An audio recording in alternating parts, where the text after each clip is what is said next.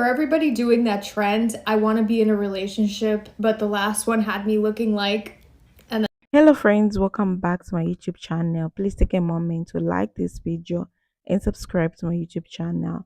So in today's video, we'll be talking about this trend. I want a relationship, but then I remember how the last one had me looking. Like it's making waves on TikTok. Ladies are exposing how their life changed, how they were looking when they were single and when they had a man totally different and they are looking so bad. So I put the videos together so that you watch and learn. I'll be back, share my truths.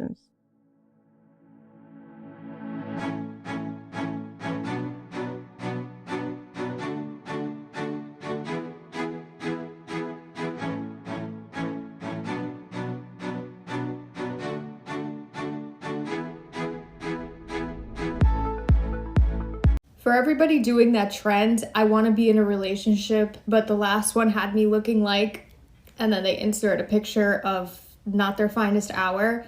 I want to tell you why you look like the life is drained out of you, your hair looks thin, and the color from your skin is changed. Obviously, this does not account for everybody because there are people that are just glowing in their relationship. But if you're not that person, the reason is because that person, the one that you have been dating, is actually feeding off of your energy. This is why I stress all the time it's so important to do soul tie removal, so important to remove cords. That person's energy is leeching off of you.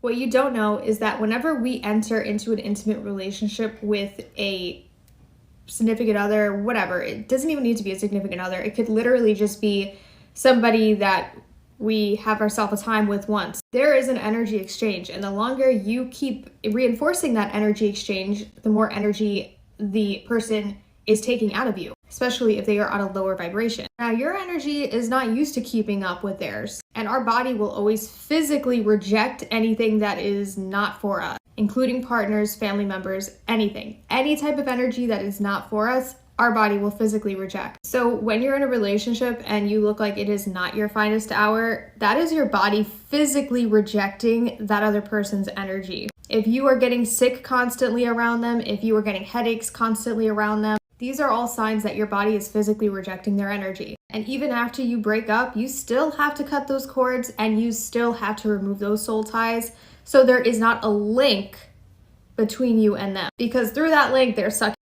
The trend about how your ex had you looking, I'm going to speak on this again because it took me one bad relationship to never end up like that again.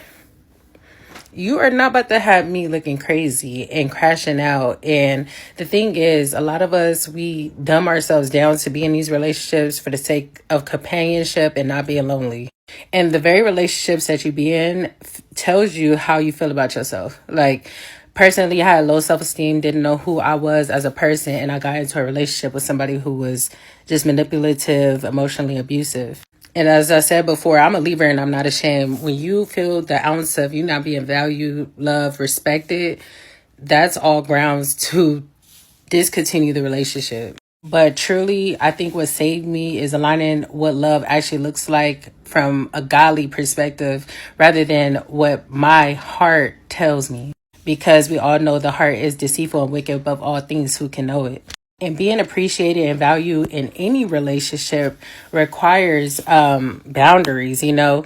And I feel like a lot of us, we put ourselves on a back burner to appease to the other person.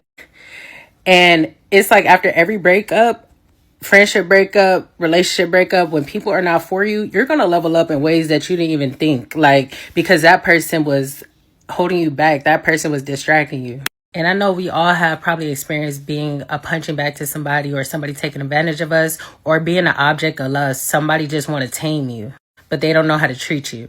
So this trend really is eye-opening because I'm like, I remember those days and I'm glad, like, you know, the women are doing better. They look good, okay? But that's why you have to love yourself first, get to know God, and He'll. Hey, I know y'all seen that trend where it's like, I want to get into a relationship again, but this is what I look like in the last one. And it's like two pictures of them now and then one back when they were in a relationship and they look like a totally different person. I did just see one of a man who did this, but most of the ones I've seen are from women. High key, because men will drain your energy. But let's talk about it a little bit because I had the same thing happen to me so bad that I had to have a full house limpia. If you don't know what that means, I had to have my whole house cleansed and my energy from my body. Literally, my energy lady left crystals on all my door frames. She was like, so that you don't have bad energy come into your house again.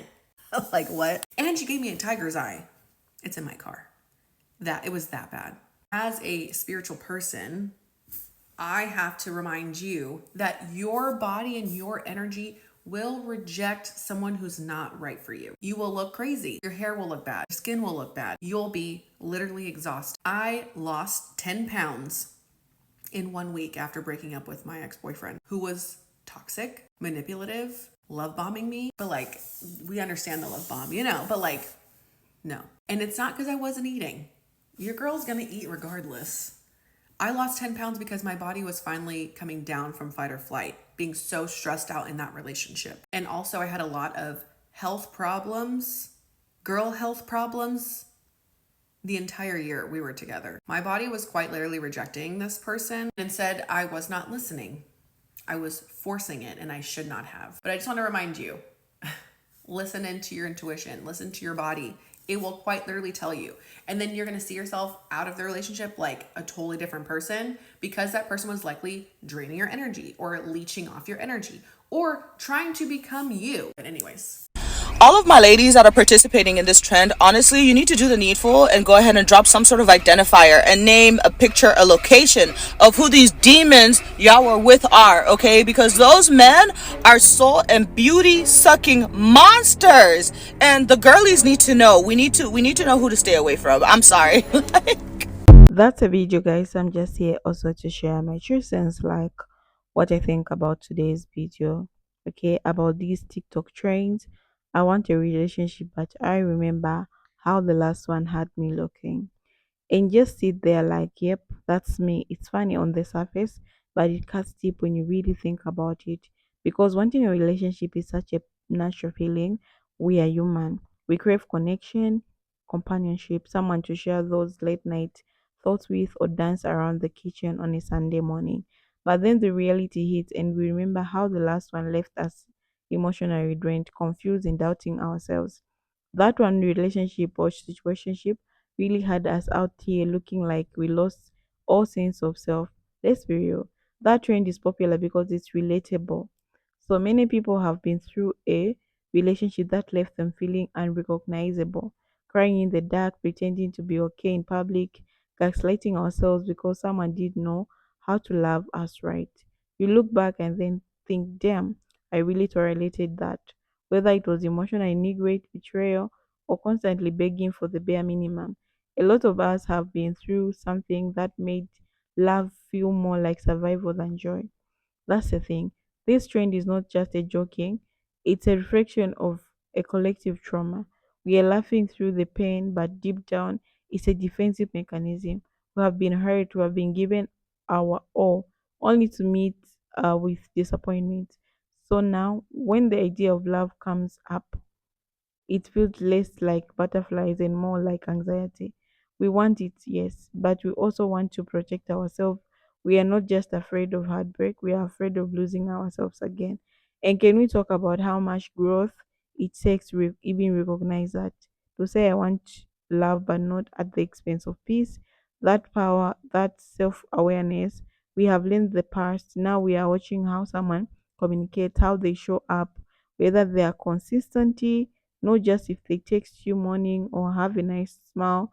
The bar has been raised and it's hard to be because our last relationship taught us what we never wanted to experience again. Still the fear lingers. You meet someone new and suddenly you over analyzing everything.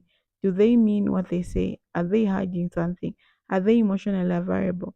That trauma sits quietly in the background, whispering doubts even when things seems okay, and that's normal. Healing is not a straight line. Just because you have moved on doesn't mean the scars are gone. But here's the truth. One failed relationship doesn't mean you're you're unworthy of love. It just means the person couldn't love you the way you deserve. This trend reminds us that taking a break from love can be healing.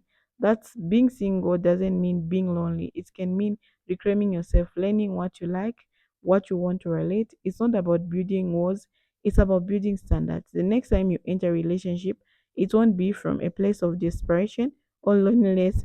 It will be from a place of confidence and quality, because now you know you're worthy and you're not accepting anything that feels like emotion or chore, disgusted or has passion. So yeah, when people say I want a relationship, but I remember how the last one had me looking, it's not just about being petty or bitter. It's about honoring your journey. You have come too far to go back to something that doesn't save you. You're not heartless, you're just healing. And the next time you love someone, your boundaries with intentions, with your eyes wide open, because the goal is not just to be in love, it's to be at peace. And that relationship is worthy waiting. Okay? So would you like to do this for yourself, which is very important? First thing, you need to learn how to love yourself as first before you love another person. Even if you're in a relationship, always put yourself first. When you put yourself first, you're going to stay away from disappointment. You need someone reject you and say, I don't want you, you know where you stand. You just could stand on your ground, like, okay, this person said they don't love me, and why should I be with them? Me, I love myself. I don't need you to love me. Okay, so you just move on and find another person who knows how to treat you well, who knows how to make you feel better and all that. Okay, so don't stay with people who are in toxic situations. Some people have insecurities and they want to press them on you.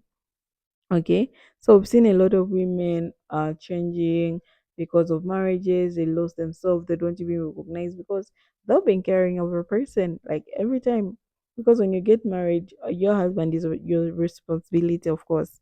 He has to look clean, he has to go to work looking like a married man, because when he's not looking clean, people say like, what is the wife doing? Okay, so you have to put all your all, and on top of that, if you have kids, that will be very stressful.